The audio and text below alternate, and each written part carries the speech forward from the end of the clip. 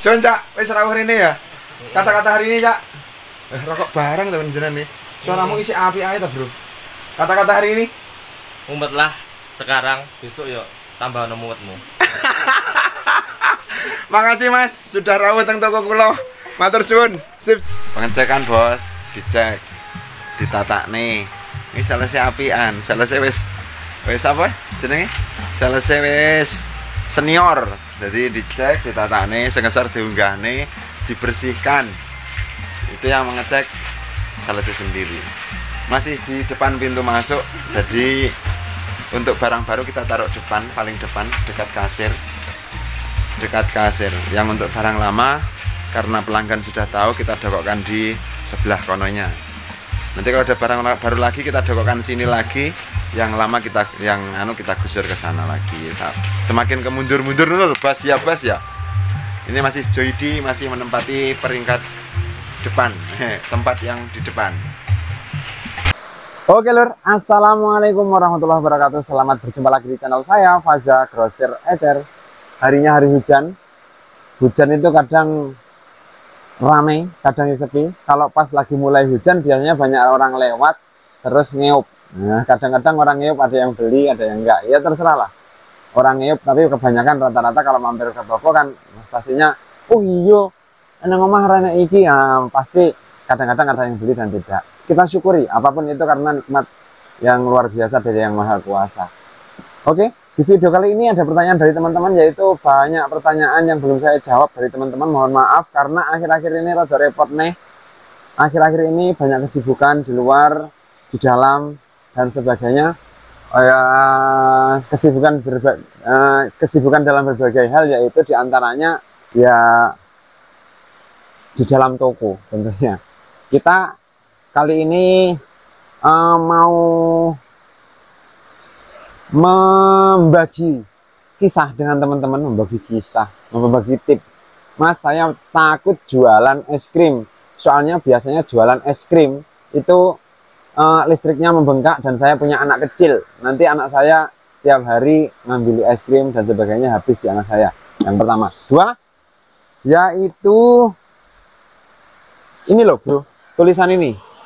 Maaf tidak melayani bon. Maaf untuk saat ini ketutupan kulkas ya. Saat ini ketutupan kulkas. Maaf tidak melayani bon. Ini sebenarnya kalau orang sudah paham sih, di tempat saya emang sudah tidak melayani bon, kecuali orang di tetangga saya, paling tetangga 1, 2, 3 itu aja. Jadi ya wis karo tangga ki mosok ya enak-enak ya pangan bareng lek dong wayah repot jadi garap bareng. Maksud saya iya toh. Maksudnya gini, ketika kita sibuk ya kita garap bersama dengan tetangga, lek enak kerepotan ya rukun lah. Terus kalau ada enaknya ya kita makan bareng-bareng. Tapi kalau utang ya tetap utang gitu ya. Dengan tetangga, dengan saudara dan sebagainya. Kita disiplin. Ya itu aja. Untuk yang lain kita tidak melayani, soalnya mempertimbangkan ini dan itu. Setelah pengalaman yang cukup seperti itu, mungkin para pedagang yang lain mungkin juga paham dengan pengalaman yang masih melayani bon itu ya seperti itu. Semuanya lah, nggak usah tak omongin. Lumayan ya semuanya lumayan nyesek. Dan bagaimana tanggapan orang ketika awal saya mendokoi tulisan ini ya? Tanggapan orang seperti ini. Kadang-kadang ada orang ke toko tuh, ada orang yang masuk ke toko. Itu biasanya, oh, saiki ngono, sak penake dhewe. Berkembang kita bersama. Sedangkan ben yo ngene diewangi, ngono diewangi. Saiki bareng wis penak, beban ra diladeni. Enggak apa-apa. Karena kita sudah memutuskan untuk mengambil resiko, apapun resikonya yang kita ambil, berarti kita sudah pikir matang-matang kan. Ya paling 1-2 orang, oh lah sekarang sekarang sudah nggak melayani bon lagi, bla bla bla bla bla dan sebagainya. Kita kalau sudah mengambil keputusan, ya sudah, berarti itu sudah keputusan mutlak karena ya mempertimbangkan dari masa lalu yang begitu nggak enak ya, kita sudah pertimbangkan matang-matang, dan itu cuma 1-2 orang di antara 1000 orang, jadi enteng aja. Faktanya ketika kita sudah jalan 1 minggu 2 minggu kita jalan dengan sistem ini, orang yang tadinya ngomong itu pun kembali ke kita kalau kita tetap jualan loh ya. Kalau kita tetap jualan pasti ke toko kita kalau ada perlunya kan gitu. Emang banyak sih di sekitar kita, banyak toko dan sebagainya, tapi kalau rezeki itu sudah ada yang ngatur kan gitu. Walaupun orang itu ngambek, yang penting kita itu nggak pernah uangnya nesu kita melo, orang yang ngambek kita ikut ngambek, itu fatal. Tapi orang yang ngambek kita tetap senyum, ketemu orangnya senyum, ketemu orangnya mau ke warung tetap kita ladeni, kita layani dengan ramah dan sebagainya, tanpa harus memikirkan apa yang kita rasakan hati kita, contohnya gitu untuk desain pedagang ya, seperti itu. Dan tentunya banyak resiko yang harus kita ambil ketika semula kita melayani hutang dan kita memutuskan untuk memutus itu. Resikonya yang jelas, orang yang dulu ngutang, umpamanya dulu ngutang, punya hutang ke kita, ke toko, mungkin orang itu kapok ke toko kita, jual lah, nggak apa-apa. Orang itu kenal kenal baik dengan kita, kenal baik dan sebagainya, ya wes lah, kadang-kadang ya nanti mati barang, ya nggak apa-apa, kita ikhlaskan aja. Kalau saya pribadi, rezeki itu rezeki itu tuh sudah wes ginaris. Jadi walaupun kita dibohongi, kita dibully, kita di apa aja, kalau kita ikhlas karena yang Maha Kuasa, ya mungkin pamane awake diutangi sak ini apa ki? Hutang kita maksud saya kita dihutangi yang sampai segitu juta, segitu ratus dan sebagainya.